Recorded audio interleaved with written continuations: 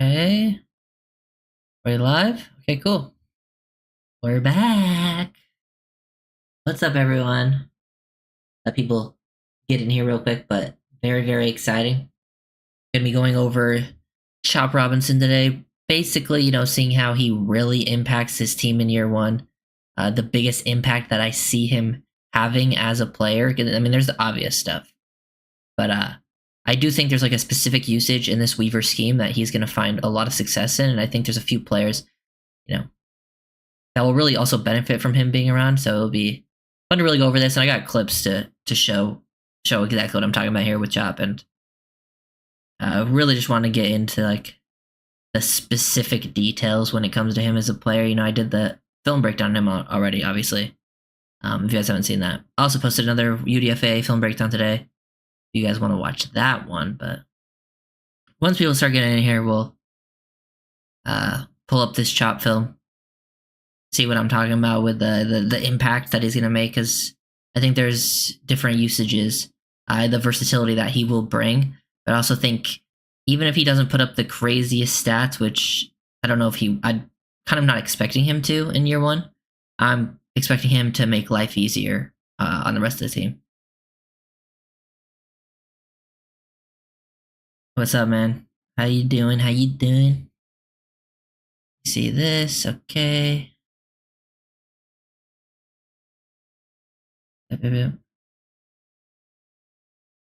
I'll just go over my notes real quick on Chop, actually, before I go right into this film. This is like the notes I had on him pre-draft. Unreal athlete, insane bend and explosiveness, off the ball, obviously high effort.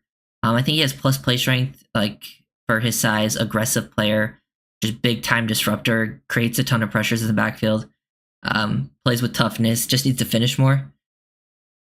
He had more moves than I initially thought he would, just hearing how people would talk about him. I do think he still needs to develop there overall and add more moves to the repertoire. He has some limited length, which hurts him, and just but he's not the type of like raw development player that I think doesn't make an impact in year one. Like there's different levels to it, and there's certain players I'm like, yeah, I don't expect.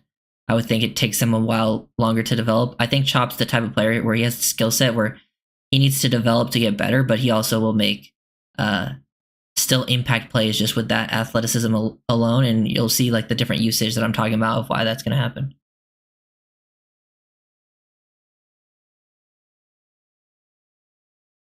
I was not really excited about Chop, but I have a feeling Weaver's going to be more like McDaniels, but defense.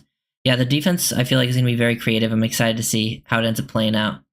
But let me pull up some of the film here. And 9 people in here. Let's go. Boom. Boom. Okay.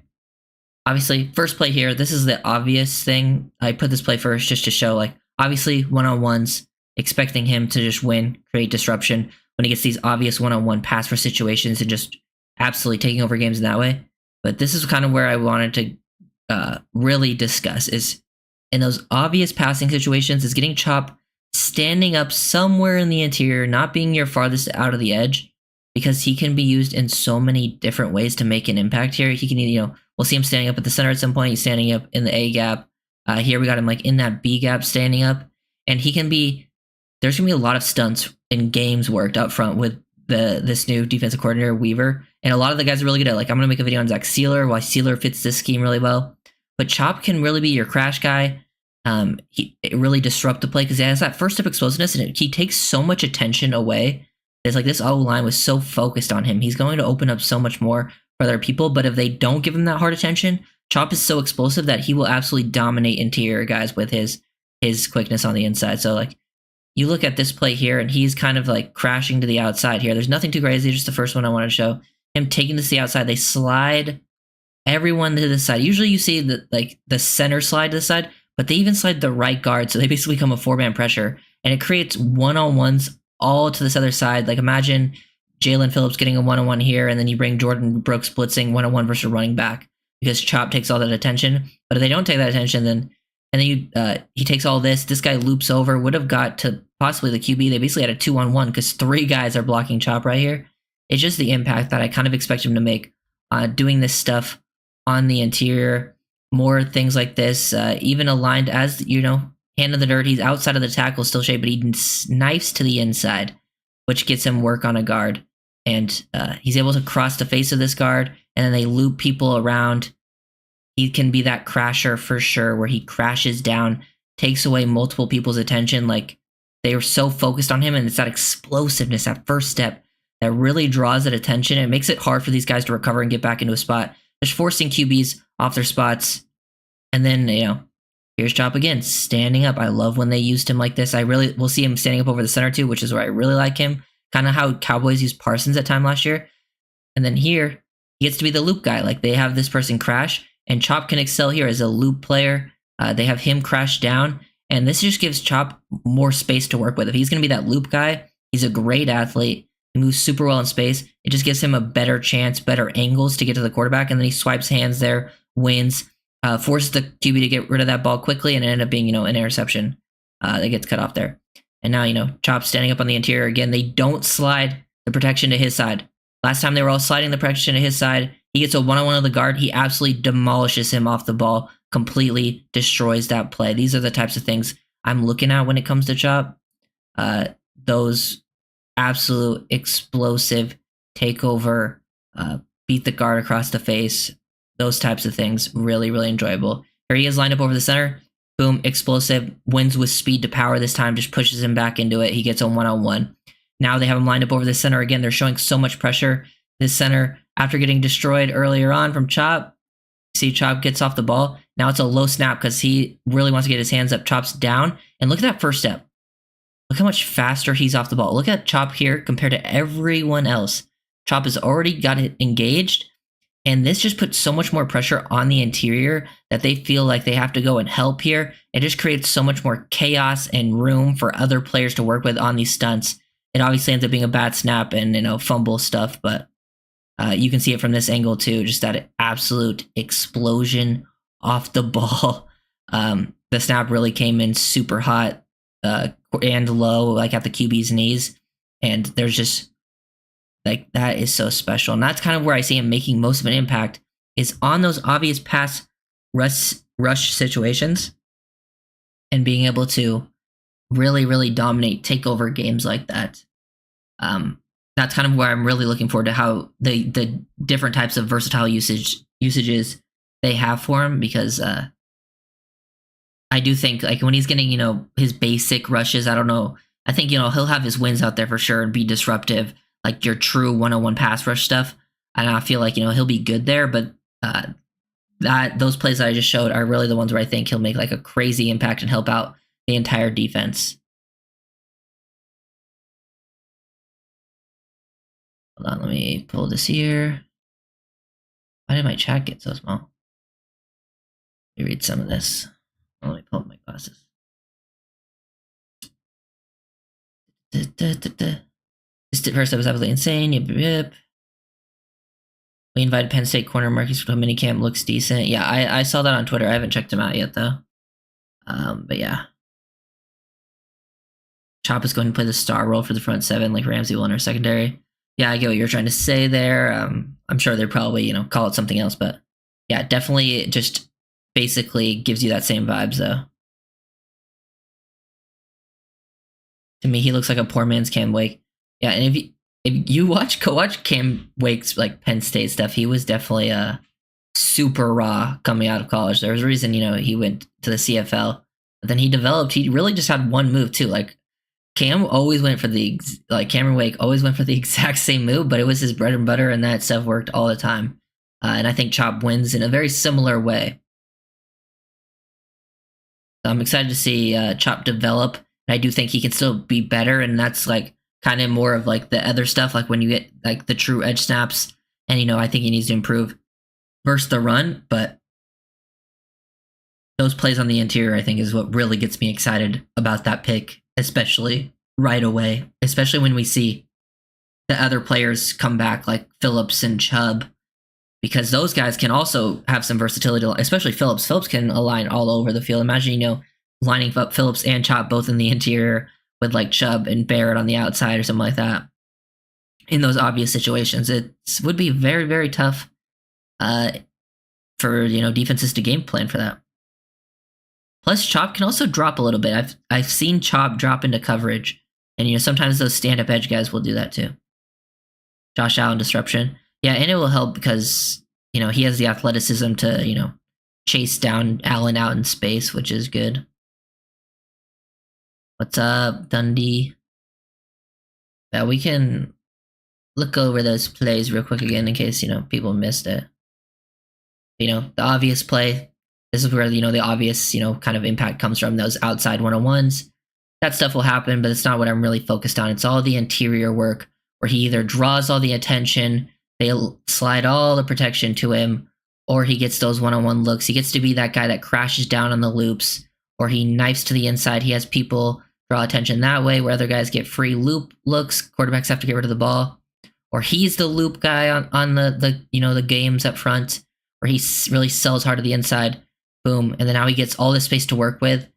He can do this, which I'm excited to see. Like if he's on the interior, potentially with say a Zach Sealer, because Zach Sealer is really good at those stunts. Like as a crash guy, he created a lot of opportunities for a Wilkins type last year in those situations. Looked very, very good. And then plus he just also, when they don't slide the protection to his side and he just gets a 1-on-1 with an interior guy, they ain't blocking him. He is way too explosive for these guys. The interior O linemen are typically not as athletic as the tackles. So, sometimes tackles will be able to match him with length and athleticism to slow him down. But if he gets an interior guy, he's going to win that majority of time. And he can also even overpower him with centers, being really active, powerful with his hands. Look at this get off right here. He's off the ball so much faster than everyone else. Engaged with the center. He already bullied the center. Now the center snaps it low and hard at the QB's knees. And he's just disrupting plays. That stuff is great. Did he do any interior work against Michigan? Off the top of my head, I don't think so, because Michigan only threw the ball 8 times. They Chop absolutely demolished Michigan's right tackle. The first the right tackle of Michigan was getting dominated. He got dominated in 3 of their first 8 pass attempts. And then Michigan was like, hey, we're just going to run the ball the rest of the game. So that's kind of how they had a game plan against Chop in a different way. And they just ran because they were just the better team. Yeah, I'm excited to watch Chop develop. He's a very exciting player too. I like a lot of, the younger edges on this roster. I mean, I like the whole edge group, period. Even the UDFA edge is my favorite of the UDFAs. But, we'll see how that room plays out with the injuries this season. I could see them all I could see Chop and Kamara getting playing time early. I think Kamara is a fairly pro-ready player for a 5th round pick, at least. And then, it just depends because I don't expect Chop to be ready by the start of the season. I expect Phillips might be, but we'll see.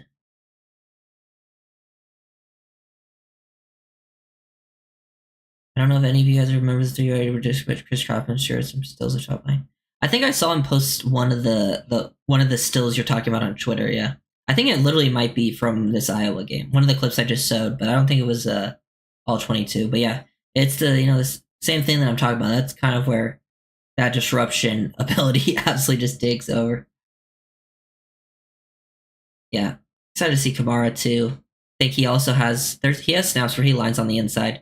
He's not kind of that same level of explosiveness Chop is, because Chop's a rare athlete, but he's got a good first step. So. And he's kind of similar in that Shaq Barrett sense, and Barrett does a good job on stunts. The edge room, when healthy, is definitely one I'm very, very, very comfortable with as a group. I think I might do some streams where I just talk about entire position groups, especially once we're in training camp, and seeing what the battles are happening, and we can talk about that type of stuff, who's looking good, what we're hearing out there, plus just, guys that could step up and take a shot in the preseason.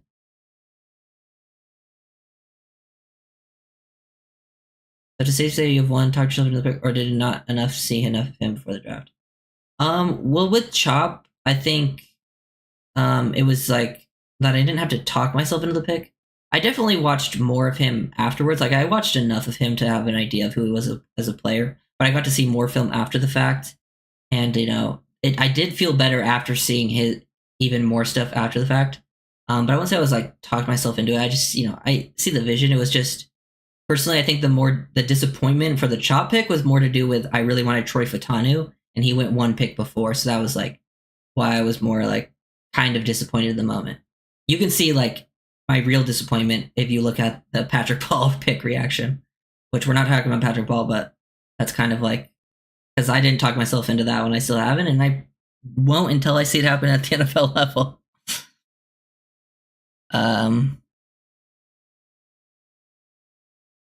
Weaver is going to not use these athletic guys. Yeah, these guys just all fit this scheme really well.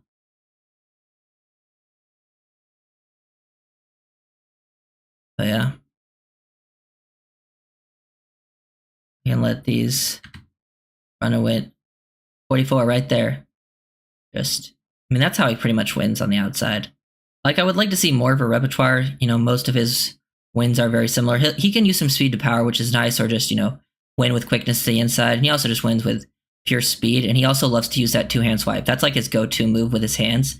He just needs to become a little more, have a little more of a variety out there. But you give him that much space, especially against this Michigan O-line. The Michigan O-line is good, but they're all limited athletically. So, like, none of these guys were going to be able to block Chop one-on-one on the edge. And then I love all the interior stuff. This is what I want to watch. This one's not really interior, but it's, you know, the same kind of thing with the stunt work. Good to see him loop around. He does a really good job with his hands there. Like, his hands, he definitely flashes the good handwork. It's just him having more of a plan, I think, pre-snap. He has, like, this is more of, like, a reactionary thing, which, you know, makes sense because he's not really setting up, like, a true pass rush set because he's looping, but, yeah. And then just, God, these are my favorite types of reps. The ones where he's just dominating interior guys. Like, I feel bad for this guy. That quickness, that basically hits him with a crossover. This is the type of stuff, if you go watch the Cowboys last season, they were basically lining Micah Parsons up all in the interior. They were using him like where 11 is right here, who also is a good player. He's going to be drafted pretty high next year. But yeah, they started, like, I could see Chop playing that type of role over the center because Parsons was taking over certain games and teams had a game plan for that completely when the Cowboys did that. And I think Chop has that kind of skill set for them.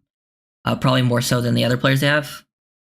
And it allows, you know, you could beat their other guys on the edge.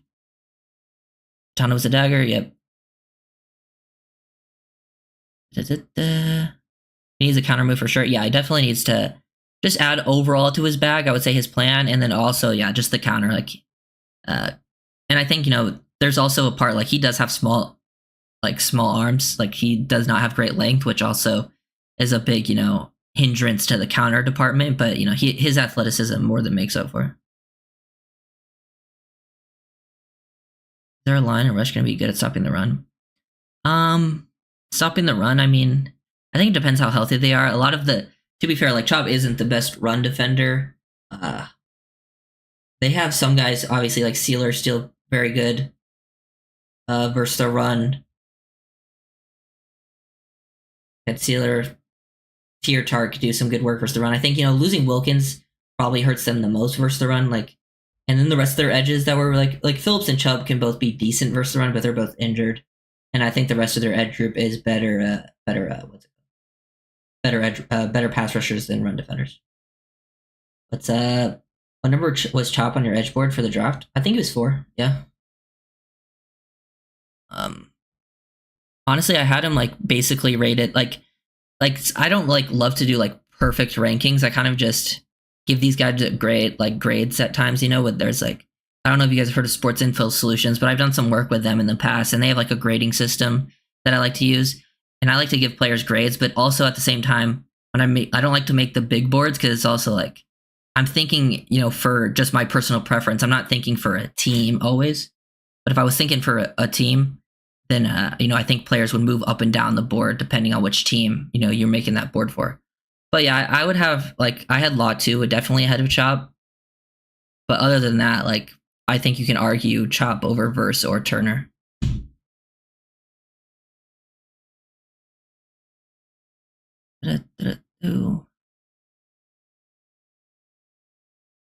Yeah, SIS.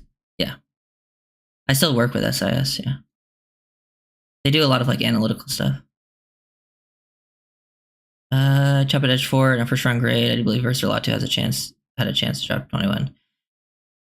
Yeah, I think I had Chop at 4. So, but I think there's an argument for the other guys. Like Turner is just like kind of in that same sense of like needs some development, but he's a lot longer than say Chop. He's not as explosive. He's a very good athlete, but I don't think he's as like first step explosive as Chop. But he's longer and bigger and better versus the run right now.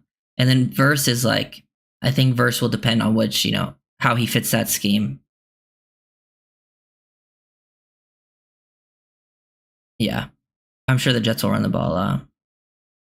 Definitely, I think run defense is probably the more concerning part for this season, I think, than compared to years past. Because I do think like even like a Jordan Brooks is a better coverage guy. You have David Long, who's definitely a better run defender than a coverage guy. So we'll see how it ends up playing out. Yeah, Latu is my favorite edge as well. I always basically the Latu type always ends up being my favorite edge. Like, I had Jalen Phillips as my number one edge in that 2021 class. It's usually players like that more catch my interest.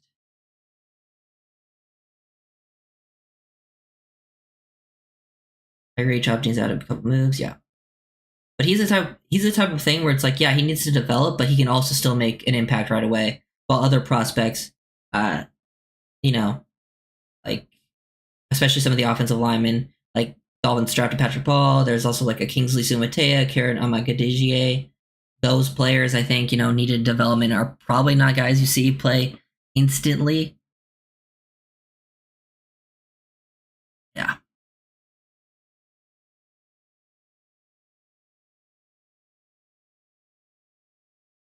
But yeah, kind of the main thing I want to talk about with Chop.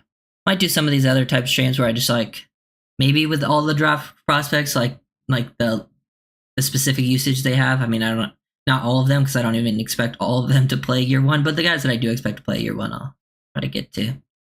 But I do have a lot of plans for videos. I'm almost done with the UDFAs. So once I finish that, then I'll just get back into like some random Dolphins film breakdowns because I haven't made a film breakdown on any of the actual Dolphins players before draft or free agency in quite some time. And I want to, make just, how I think they're going to go in kind of, especially the defensive side fitting within the new system, how I think they're going to look next season, which will be fun.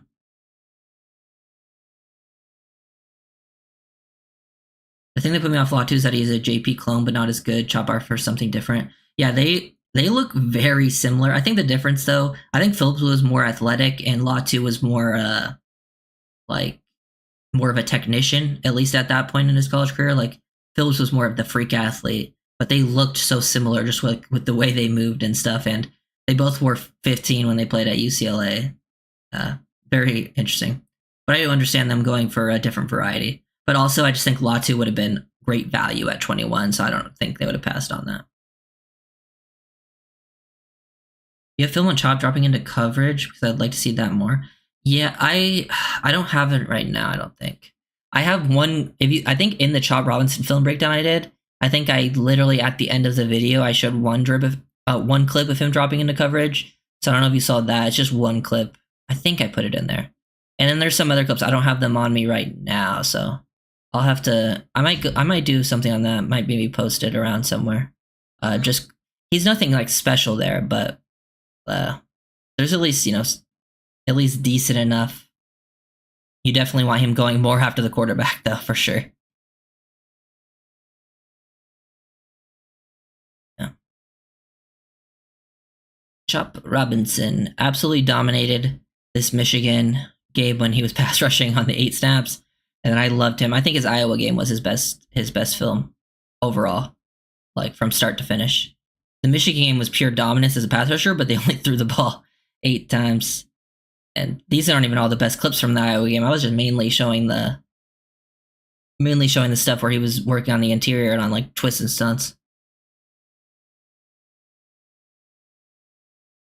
God,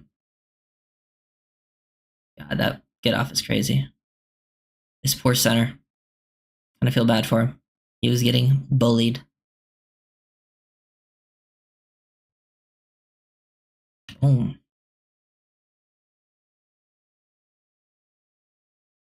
Is there a film study on whether and how Needham and Bonner might be moved to safety? That is something I have plans to do. I think I might have a video like maybe a year or two ago of me making a video on Needham potentially playing safety. So it's something I thought about for Needham for a while. I can't remember if I actually made it, but I have multiple Needham videos out there, and I think there's clips of him playing safety in those videos. So I might just do another Needham video, make it pretty quick. But I do want to get to Bonner, and I might do like a, because I want to see Bonner kind of get cross-trained. I think they should just move Needham to safety, like overall, safety, play some nickel, and then Bonner potentially get cross-trained, especially if him playing safety helps him have a better chance of making the roster.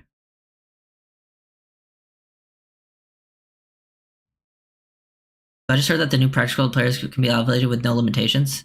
Is that true? There's no once they've been elevated 3 times, like last year, they have to either they can't be elevated again, or they have to be like added to the roster, right? This will allow teams to carry their third QB on the practice squad.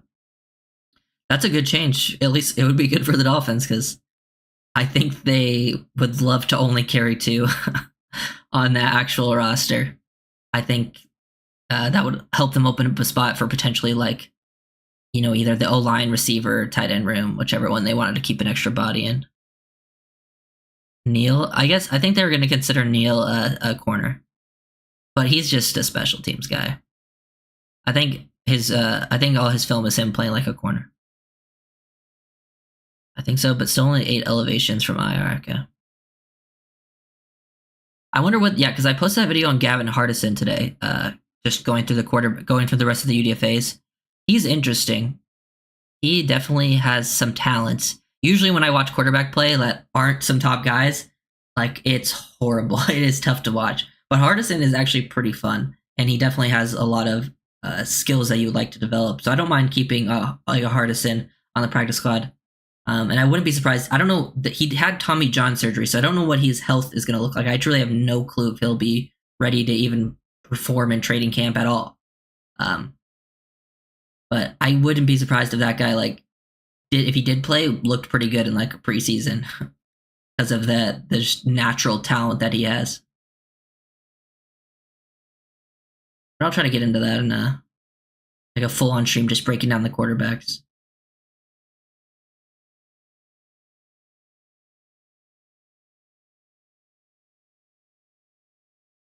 Thoughts on Joey Puerto Rico's chop comparisons? I don't know. I mean, I watched Joey Porter growing up, but I would have to watch really watch Joey Porter for me to make that comparison or not. It's been a long time since I've seen Joey Porter play.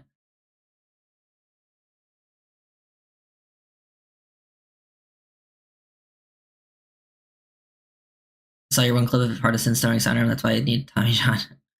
I mean, then Patrick Mahomes might need it too. But yeah, it's mainly a baseball player injury.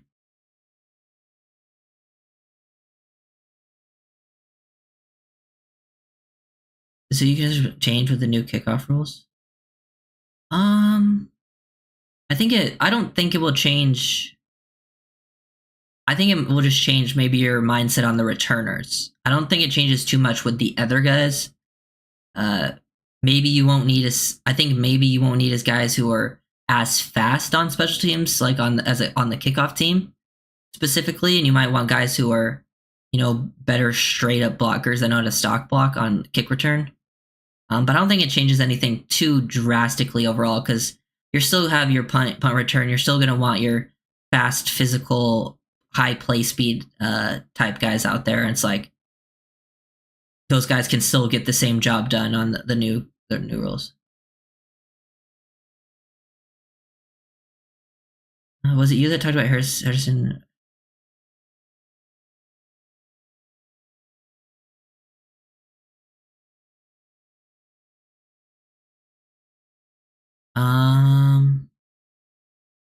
I don't think that was me, Dundee.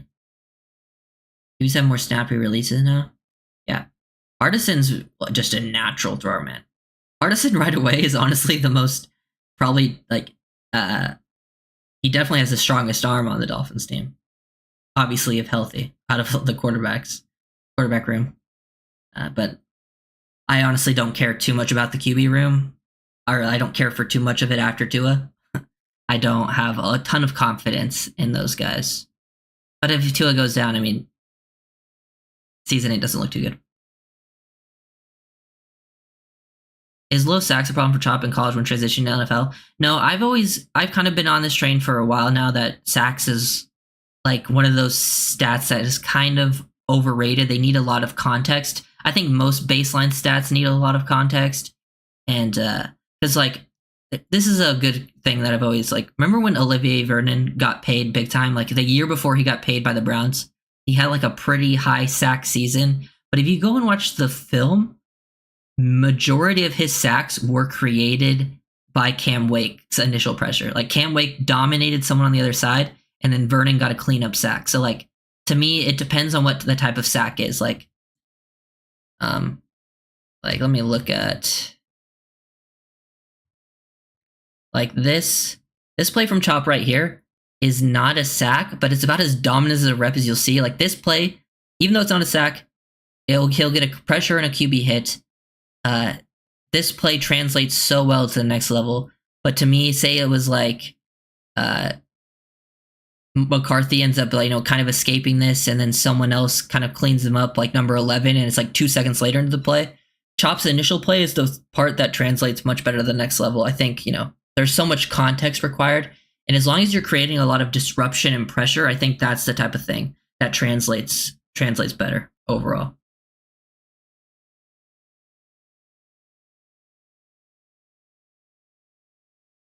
Yeah. Yeah, I think there's, it can be something if it comes with like a finish, but sometimes there's just things out of your control. Sometimes the QB is just, when you're winning your reps really fast, sometimes it's just a quick step drop. The QB gets rid of it. Sometimes you just get unlucky overall when it comes to those sacks things. Yeah. Dude, Michigan, it's so funny because I'm like, dude, this Chop Robinson game versus Michigan, he is dominating. And then I'm just like, keep going on with the film, and I'm like, I haven't seen Chop Robinson rush the passer in 10 minutes. So, because they literally gave up. They didn't run the ball a single time in the second half. Or they didn't throw the ball a single time in the second half.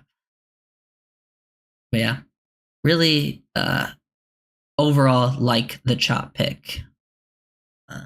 Probably, I think, there's other directions they could have gone and things I would have been okay with for sure, And we'll look back at those in years and see how it plays out. Because to me, you wait at least 3 years for really to judge some of these picks, for players to truly develop, especially a pick like Chop, because I think Chop will have an impact immediately, but he's also a player that could still be much better a few years down the line.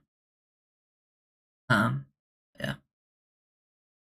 And I mean, you look at the Dolphins day 3 of the draft. The day 3 of the draft was absolute home run, best day 3 I've seen them have in a very, very long time. It just seemed like they were just like, hey, let's just go get some of our guys, Let's not overthink it. We took some developmental, because usually teams like to take developmental players on day 3. Like, that's where you take your chances. But sometimes players fall. They're just good football players. And I love taking those guys on day 3 because they fall for, being a little too small. Like, it's fine. If you can play football, you can play football.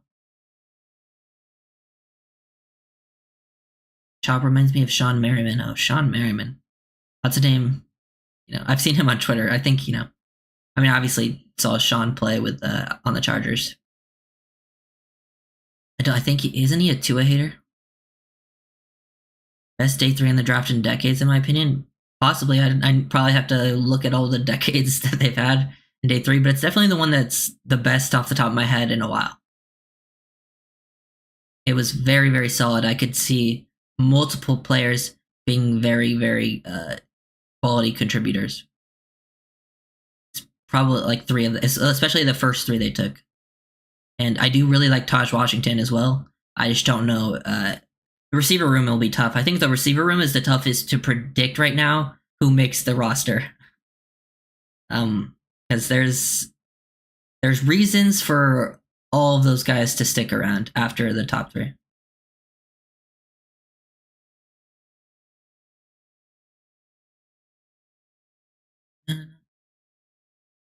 For me, a pressure and a completion on second down and again on third down is better than a sack.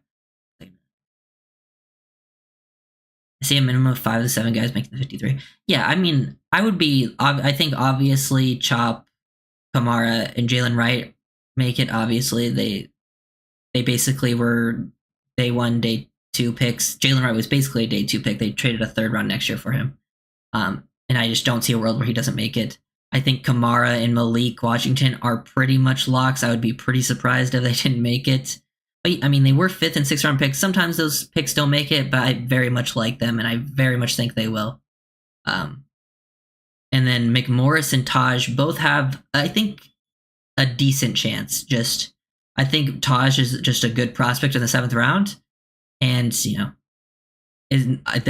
has a fighting chance. I do think it's tough though with some of the people there, and I think McMorris probably just has a chance because the room isn't super stacked with a lot of bodies. But I also could see him easily not making it. But yeah, I really am excited for the season. I mean, isn't rookie minicamp tomorrow? I think so. We'll see, what starts coming out of there, how people look. We'll talk about all those stuff. So I'm going to start doing these film breakdowns. I'll finish up the UDFAs, which is just a few guys left, I think. And then maybe if some of those guys they just invited to training camp end up sticking around that, people are talking about, maybe I'll do something on them. And then I just want to start getting into some people like that I think could be potential, like getting into Nick Needham, who could potentially play safety, Ethan Bonner, who I think could also do both stuff. I want to do stuff on like Zach Sealer because I think he's going to have a big year in this new system. I also want to make a video on Keon Smith because I really like Keon Smith. And then just probably get to a lot of them before the season starts. Just, my expectations for them going into next season, breaking down some film from last year because I haven't looked at last year's film in quite some time. Okay, how many wide receivers, running backs, tight ends, drum roll? Dude, it's tough. Because the toughest part is they also have a fullback, which limits you. And it's like, I hope they only keep 2 quarterbacks this year, but since they've had McDaniel, I'm pretty sure they kept 3, right? Both times, unless I'm mistaken off the top of my head. Running back, they've also kept many bodies there, but I'm going to probably expect 4. Tight end, I'm going to guess 3, but 4 wouldn't surprise me. And then receiver, I think they only go 6 at receiver. I don't think they're going to be able to do 7. They would have to, maybe they go 7 off rip, and then once, things change, then things move around, but yeah. Yeah, 2 QBs, 4 running backs, 1 fullback, 3 tight ends, 6 receivers, 9 line. That is probably what I would guess to. Yeah. Feels about right. I could also see maybe 10 O-line, maybe. We'll see. We shall see. Plus, you never know with injuries, too, because sometimes, injuries happen in camp, and, you put guys on lists, and then it's like, oh, this other guy that makes the roster that you didn't expect, or it's like, well, we can probably just roll with, maybe a less body at this spot for, a few weeks while the other guy gets healthy. Yeah, he used 3 QBs because he likes to develop. Yeah, I mean, I don't have a ton of confidence. I'd rather just, develop someone I'd rather develop Hardison on the practice squad. Plus, yeah, I think Skylar, if you waived Skylar, I could very easily see him. I could see him getting claimed. Wouldn't be surprising to me, but I very well not see him just easily able to keep him on the practice squad. Which, I mean, I wouldn't care either way, honestly. Nothing against Skylar, but because to me, if you lose 2 of the season's pretty much over anyways. You ain't winning. You ain't winning at all. But yeah, just gonna keep showing this chop stuff because it's beautiful. Obviously, the 101s, the impact of sliding the entire offensive line to his side on the stunt games on the interior. Love that. More stunt games where he just creates so much pressure with that first step. We could see him as the loop guy, which just gives him more space and more ability to use his athleticism. And then this poor guy, I'm going to keep showing this one. This 77 just gets absolutely dusted. And then I really like the prospect of him standing up over the center. In those obvious situations, obviously, when you have And this is probably something you might not see instantly from Chop, more of the standing up on the interior. I'm sure we'll see it, but I think this is something you'll see a lot more later on in the year.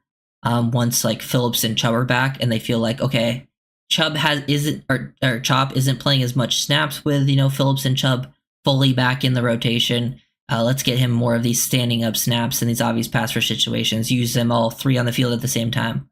That's kind of what I expect with Chop here. His first step. Ridiculous. Absolutely insane. Yeah, Hardison threw a lot of picks. Yeah, he's just inconsistent. But that's the type of guy you keep on the practice squad to develop because he has insane talent.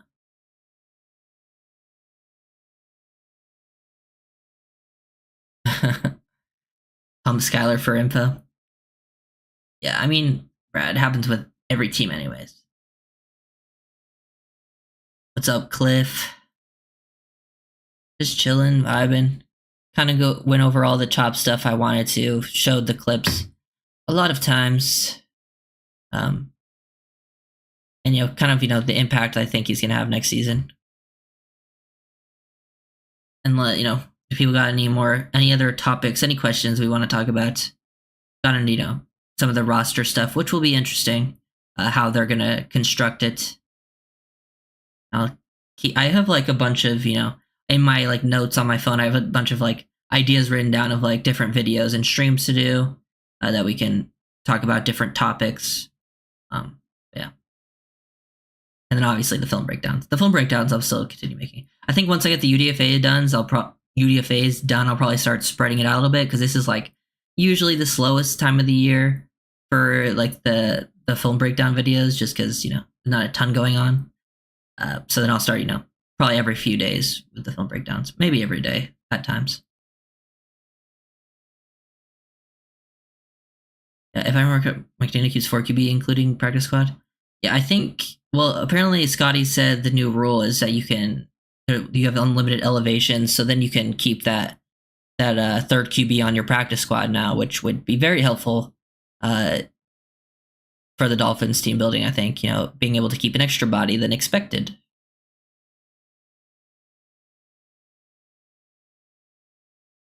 Receivers didn't always help. Yeah, that's something. There was a lot of drops just in the couple games that I watched too. But he made some insane throws. Usually you see a guy like that with that type of talent that's inconsistent, like get drafted later. Like at least like they get drafted at some point. Patriots drafted Joe Milton. But I would have I've seen enough Joe Milton where I know that he's not going to be a good quarterback at the next level. I would have more faith in Hardison, even though I'm not expecting either of them, but for that to happen.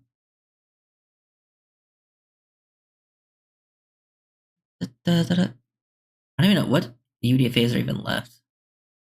I have to do Hayden Rucci, Isaiah Johnson, the Syracuse DB. I'm not doing a video on Bayron Matos because he never hasn't played. Oh yeah, then there's Burton from FAU, the receiver. I don't really have a ton of confidence in any of these guys. Potentially practice squad, but I don't expect any of those guys to really even have a chance at the roster because at least most of the guys I made breakdowns on, I think they at least have a chance. Most of them very outside chances. But I think most of the guys I made videos on are at least practice squad candidates. The rest of them, I'm not super confident in. Let's look at this get off, guys. Oh, nope. There we go. So impressive. It is for a guy that I don't think is necessarily that great with his hands. When he hits like this two-hand swipe at this speed, it's so precise and so fast that it's like it gives me confidence in him becoming more and more consistent because when he does hit it, it's like looks absolutely beautiful. And he plays with better strength than I think you would expect for a guy of his size. I do want to see him develop versus the run too. I feel like we don't talk a ton about Chop and his run defensibility, and I think when he was able to see and identify things, he actually did a pretty good job versus the run, holding up, Usually when he made impact plays, it wasn't him like, setting the edge, using his hands to stack and shed. It was more like winning with quickness, dipping and ripping underneath to make an impact in the backfield, being more of that disruptive one gap style type of player as a run defender. And then yeah, I don't think he was the best processor either. Like when he had to like read a play and like, identify the flow and stuff. Grayson Murphy looked decent in my opinion. Grayson Murphy, I think, was definitely the best player. Like out of the UDFAs, where I'm like, if any of these players should have been drafted, it was Grayson Murphy. Like Grayson Murphy is like legit, and he's also like the plays I've been showing of lining up on the interior and all of that stuff. I think Murphy. Yeah, I know Matos is a tackle. There's just no film on him. Grayson Murphy does more of that interior stuff than Chop did. Like he lined up on that interior all the time. Like I think Murphy's a great scheme fit. Like if any of the UDFA makes the rosters, that's who I want, just because I think he's the best of the bunch for sure. But I was just surprised because this film's really good. He's also a very good, really good like technician, good athlete, really nice bend to him. Just another guy who kind of has some similar issues with the running game and size. Oh, no, my bad. I didn't see. Oh yeah, so Montes plays tackle or guard. Yeah, he's a tackle. I think he's like I forget the size off the top of my head, but he was quite large when I was looking at that. Out past Super Bend, yeah. He is a very, very that lower body flexion is very, very good, which is always a plus. I think, I feel like I feel like that's something that's become less and less with some of these edges. I feel like in the past, when it was like, oh, look at that bend, that guy's going to become one of the best edges in the NFL. And then it was like, the Von Millers. A lot of the guys we talked about were great bending guys. I feel like there's been less and less bendy edges. Like, obviously, some of them have bend, but it was like none of them had like elite bend in a while, I feel like. At least it's not as consistently. But I feel like Chop can potentially be one of those guys. Kamara, Muhammad Kamara is also kind of in that same vein as a type of player. He's not quite as athletic as Chop, but he's still a good athlete. Definitely has that first step and plays relentless. I love his motor, man. That guy is an intense player, and you could hear him with how he talked in the interview. He wants to make everyone pay, which is awesome.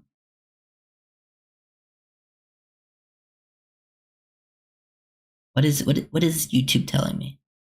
Something about turning on ads or something. Focus on your live stream and let YouTube insert ads for you. I think they already do that. I'm not inserting ads. Would you rather keep Grayson Murphy over someone like Cameron Good? Personally, yes. I mean, I guess it probably comes down to special teams. And I know Good played special teams last year. Plus, Goods came off a really big injury too, right? I think I remember watching Good coming out of Cal, and I remember thinking like, okay, for a 7th round guy, not terrible, but I think Good was 7th round, right? But I think Murphy's film was better off the top of my head. But it is something to think about. It depends. And Good's been around for a while. I'd probably rather roll with Grayson personally. Especially, I think the injury thing is big too. Yeah, Matthew Jones was not the best athlete. Like how he tested. Like I know his relative athletic score was pretty low, which was weird because I thought he was like a really good outside zone blocker. Like his reach blocking ability to cut people off, and I thought overall like his lateral quickness, at least on the film, looked pretty good. Like he looked like a good scheme fit. I was a little surprised with how poor his actual testing numbers were. And I think him and Andrew Meyer, the other UDFA lineman they signed, have some similar strengths and weaknesses. But I actually think Jones is probably the more NFL ready player, just because I think Meyer's technique is a little better in pass protection, but his play strength and anchor were really poor. Was it a pec injury? I just remember Good, this isn't Good's fault. Like, he got injured on that play, but he got injured, and then that also took out, Ingold, right? On the punt return. He got injured on the punt return. That basically lost the Dolphins the division. that was a play that, basically swung the whole game. They pretty much lost the second that punt return happened. Like the whole momentum flipped. But yeah, not his fault that he got injured, but he got injured, and then he would have been there to make the tackle, or at least slow him down for other people to make the tackle. And then when he did get injured, he took out the other person that was going to make a tackle, which was just like the most unfortunate thing ever. That game was just full of unfortunate with, the ball, bouncing up high in the air and being caught in the end zone, back of the end zone for a touchdown, and the punt return where the injured guy takes out two people. Yeah. But the UDFAs, good fucking knee.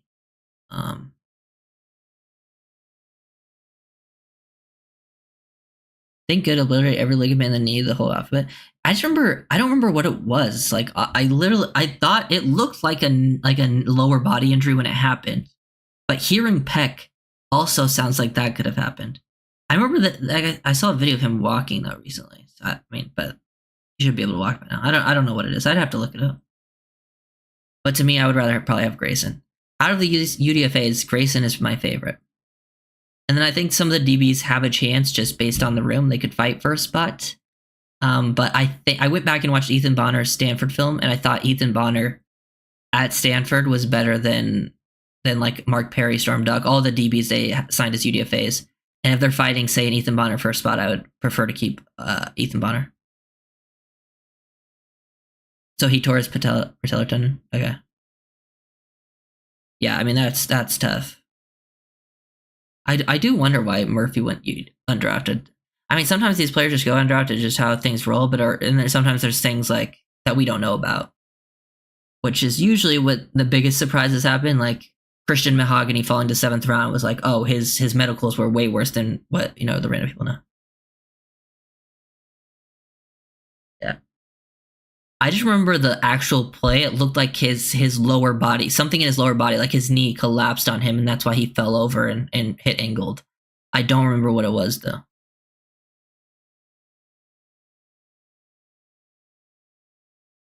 Do you think we have a safety and a guard or guard on a handshake type deal until X Money's comes free? It wouldn't surprise me. If I had to guess, I would say they probably have something pretty much dialed up with a player, especially at one of those positions you mentioned. I don't know if it's both, but it would not surprise me at all if they were like, because I do want to add at safety and guard the most. Dude, why does my chat keep shrinking? I need to make it big so I can see. I'm excited to see how it all rolls through, because I'll obviously, if they get sign some people from at guard or safety, it won't really happen until June 1st, because I don't think they have anything. At least, unless they created space, which I don't expect them to, unless they finish one of their extensions with like Tua or something, and that creates some space for this year specifically.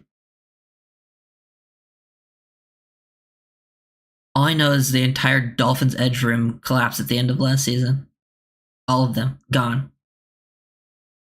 Van Ginkel gone, Phillips gone, Chubb gone. Then you're like, well, Cameron Good, it's your time to actually get some snaps, and gone on special teams. Hopefully that doesn't happen this year. I think edge is one of the most important positions. I think you could argue it is the second most impactful. I think there's arguments for, after quarterback for multiple different positions. But I do think, the premier positions after quarterback are like tackle, edge, corner, receiver. And then after that, it's kind of up for grabs. I think it depends on your team.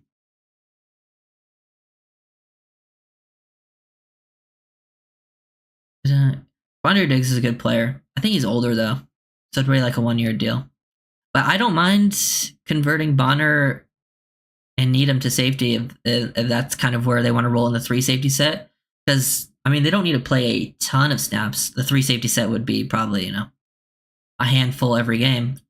I think they could potentially get the job done for that.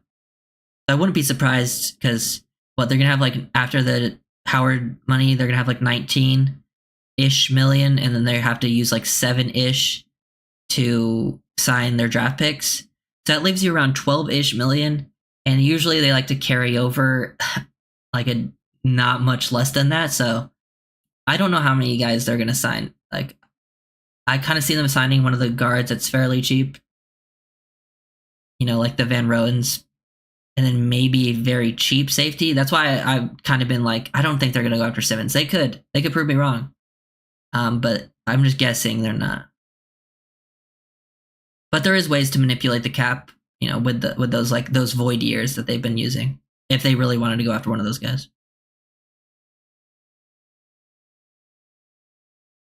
QB, edge, OT, corner, armor positions in order. Yeah, I also think it depends on the team.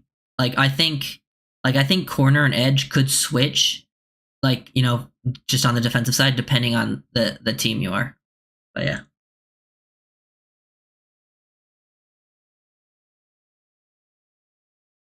Is it only $2 million for the draft picks? I thought someone said it was 7. I don't know what it is then. Is it only? I feel like $2 million is cheap for having our 51st. You get another $3 million for Ahmed. Yeah.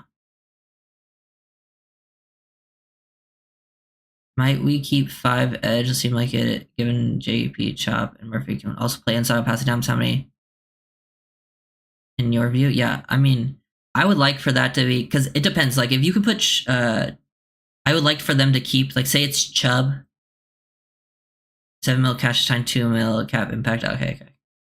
But yeah, keep because I'm expecting Chubb to be on some sort of injury list at the start of the season.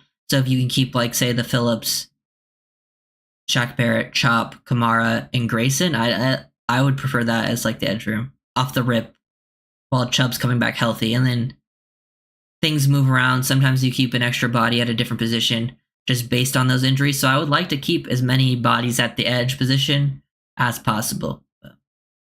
I could see them going light on say the off-ball linebacker room, because not many great players there in that room after the top 3 guys.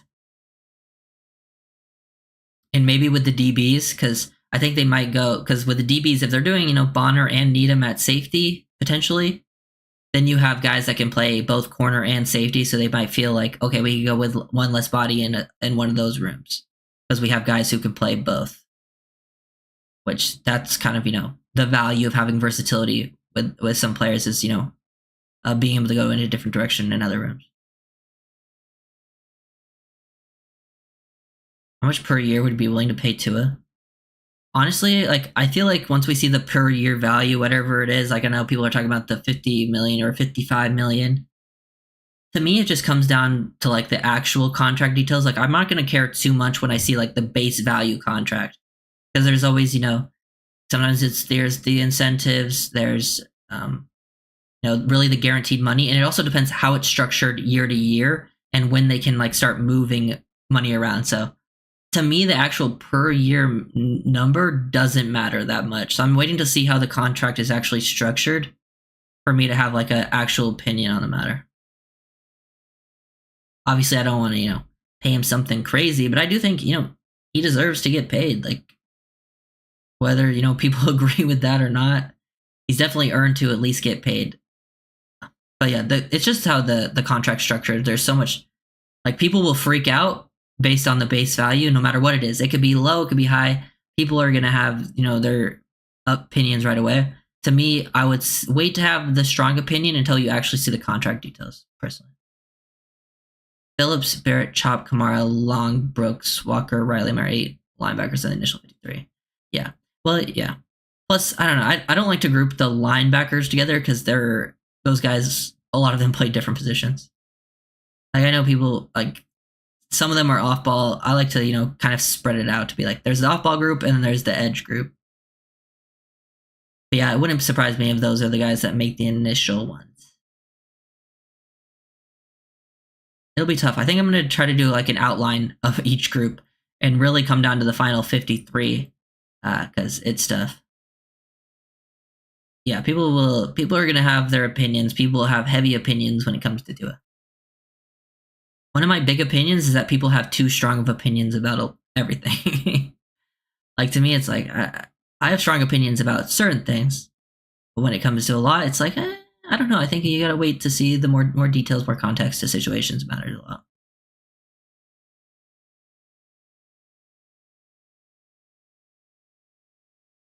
Yeah.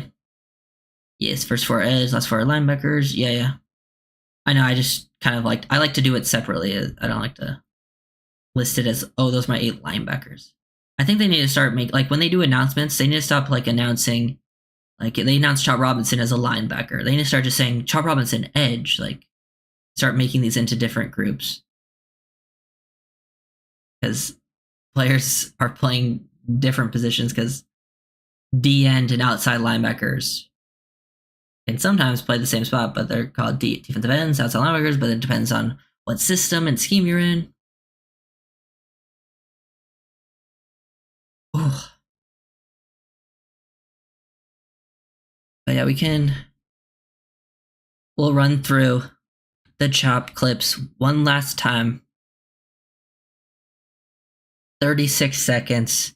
Love the interior usage, the attention that he got in this game. And I really think all the stunts and really just that first step explosiveness of him being able to line up on the inside is going to cause a lot of trouble for offenses. And I think that's where the big impact really comes from right away, from him either creating the disruption himself or helping create the disruption by getting that attention and helping things making things easier on his teammates. And he just offers, the defensive coordinator a lot of opportunities. And if Weaver brings, more of that playbook from Baltimore, which, that's kind of why I'm really interested to see the defense this year, because we don't know exactly what the scheme is going to look like. People have, their guesses. But we'll see.